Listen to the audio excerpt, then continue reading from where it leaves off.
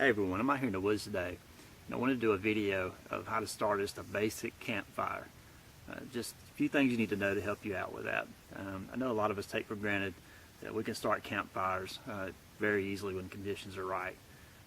But there's those who've never actually been in the woods before and started a campfire. So I just wanted to talk through that and so we have a little understanding of it. When it comes to picking out your materials, I like for you to think about making your fire the way a tree grows.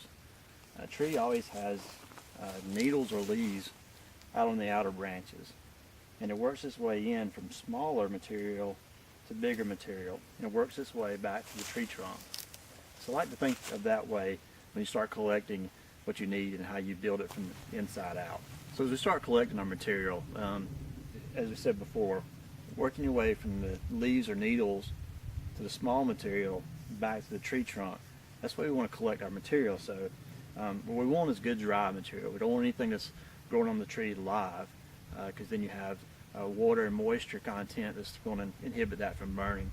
So we want good dry stuff, and you usually find the needles or good leaves or stuff like that on the ground. So here we have good pine needles. We hadn't had a rain here in probably 3 weeks, so we've got really good dry material. You hear it crunching. That's what you want. Next, you want to look for your other stuff, your other tender material, smaller material. And so like a dry branch on the tree, like this pine, will break clean off. And so you've got your smaller material working back into like pencil size material. So we can just collect some of that. This is all dry, just hanging on the tree. As these evergreens grow, they're in competition for sunlight. So they're constantly putting out more and more limbs as they grow up.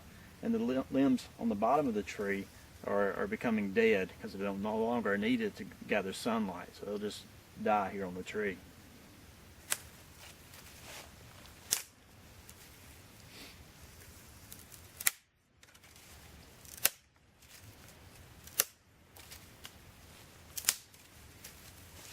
So we've got to start. Also, you want to look for things like this. This pine was a standing dead pine and just fell over to the ground, so you can get it. Some of your branches are still standing here, never touched the ground before. They still have that pop to them when they break. This is some really good stuff. This is what you want. Other stuff that may be on the ground could already have the bugs and things moving into it, the termites and that sort of thing. This is not going to give you any burn, really. This stuff is just rotten. The termites have just really done a number on this. This is not going to burn. This is not what you want. The stuff that pops, that's what you want. And this treetop here, this gives us some good firewood.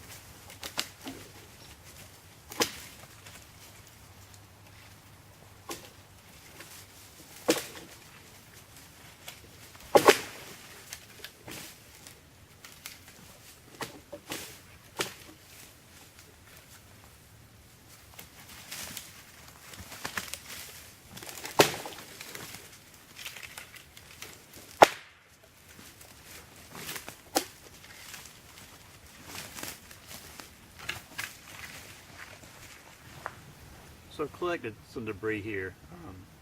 Got my pine straw. This will be my tinder.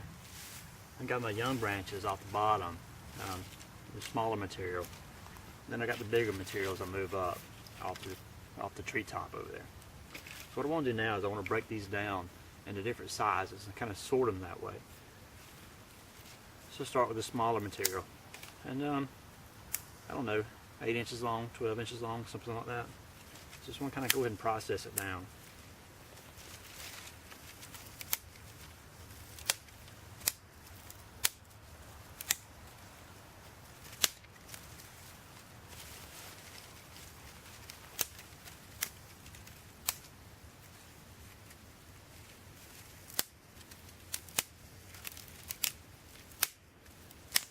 You hear how that snaps?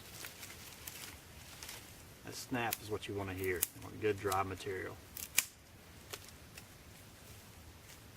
I'll go ahead and do the rest of this, but I also want to go ahead and break these down too. This is the size about the size of your thumb.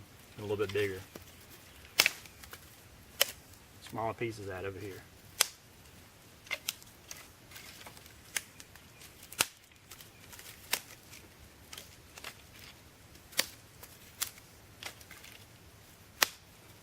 I'll go ahead and continue to break this down. So I've got my material separated here, different sizes. I got my end of my tree, my pine needles, my leaves, that type of thing. I've got the smaller branches out on the tips. Bigger branches working back toward the trunk of the tree. Now this is nowhere near as much firewood as I would need to make it through the night, by no means. But I just wanted this is what I need to start my fire. As far as how much firewood you need to get through the night, it depends on what species you're using.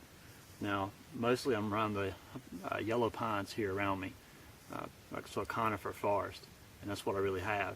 Now, I'd like to have, oak, hickory, ash, maple, those types of woods because they burn really hot and they last a long time. So you have to use what you have. So it depends on what woods you're burning and how much wood you'll need. So just a general rule, you gather up as much wood as you think you need, and you need about 3 times that to make it through the night. So you need a lot of firewood to make it through the night. And it depends on how cold it is as well, how big your fire is going to be, that type of deal. But just for a small demonstration, this is what I'm going to use right now. Just a word about fire safety. Now, I could build this fire back into this bare spot, clear it out good. I could do that. But you may not always have a bare spot of earth to build your fire on. The last thing you want to do when you're enjoying yourself outside is to have a fire get away from you. So the easiest way to control that is to dig a small pit to put your fire in. Now I've got a little shovel and this ground is rock hard here, but I want to get enough earth up to build my fire in and bank earth around the fire to keep my fire contained inside the pit. So I'm going to do that now the best I can with this hard dirt.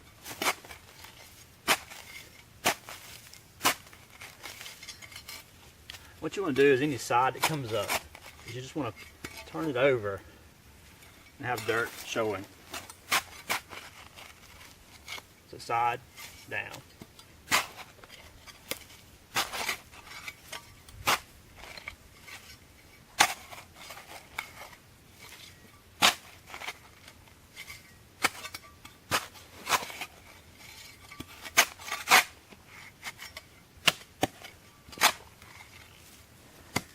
So I'll work on this hard Georgia clay and I'll be right back with you.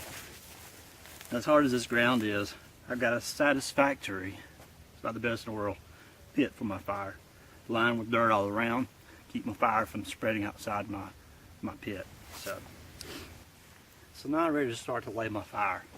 There's different methods and thoughts around fire, laying your fire, and then laying your fire is how you build it. Personally for me, I still like the old TP method. It works. So that's what I use. There's a lot of other ways, I'm going to start off with the base of the fire. And I've got good dry ground, so I don't have to worry about building it up off the wet ground. I'm just going to start with just my pine needles. And I want to break these up, get some fiber showing the best I can in them. But pine needles are so resinous that they will burn easily anyway. Next, I'm going to start with my smaller twigs. This doesn't have to be the greatest way in the world.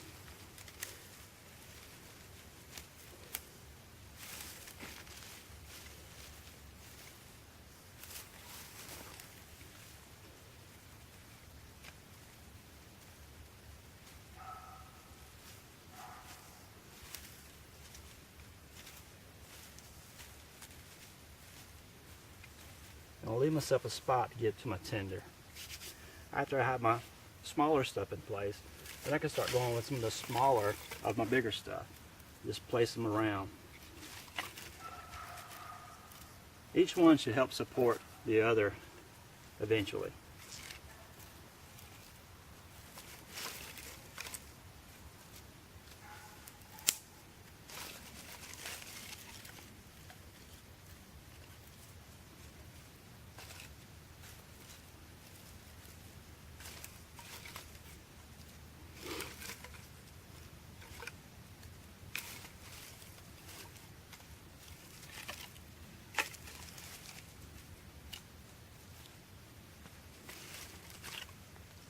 What I really like about the TP method is once the fire starts, it burns up the fuel source, the wood. Today I can just use either a match or a cigarette lighter that I carry in my pocket at all times. Either way, whatever you want to do. I've left the opening here to get to my pine needles.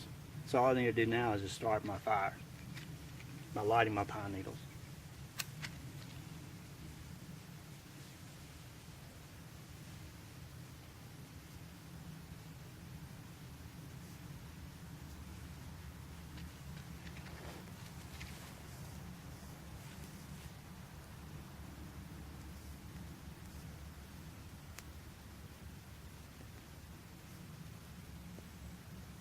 And there she is. And she'll continue to feed up into the bigger stuff and get bigger and bigger.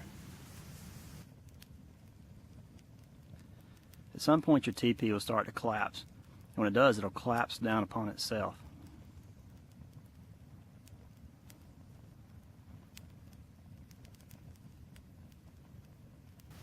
So as this fire starts to burn down a little bit, you can just start adding your sticks to it to keep it the level you want. I built it a little big to begin with, just so it would show on camera better. But as this fire dies down, just feed it how you need to.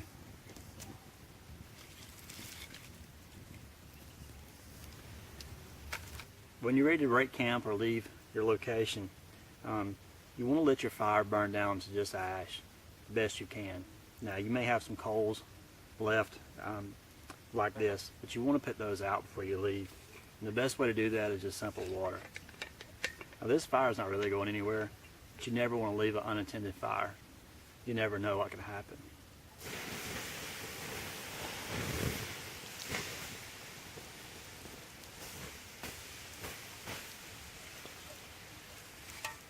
Just stir it up a little bit. Make sure there's no hot spots, live coals, that sort of thing.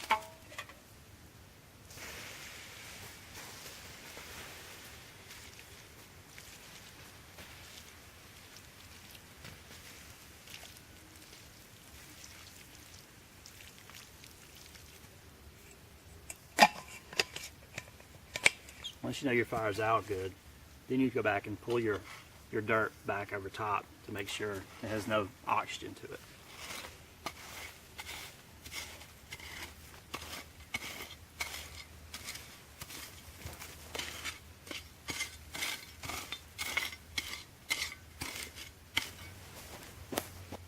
We won't always want to try to leave it like we found it, the best we can. Thank you for watching.